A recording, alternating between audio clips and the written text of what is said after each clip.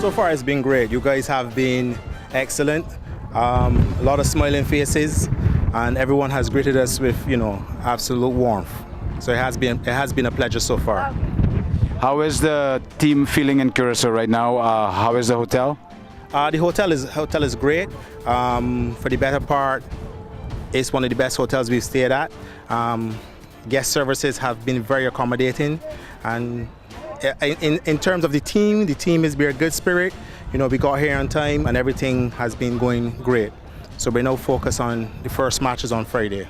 What do you expect from the tournament? Well, our main focus is we take each game one game at a time. So we're going to focus on Friday's game first, look to pick 3 points up from there, and then we look at the next game and we go from there, one step at a time.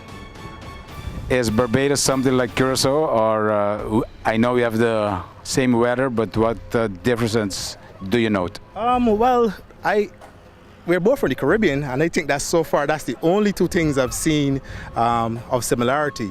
You guys are fairly dry. Like in Barbados, it pretty much rains daily.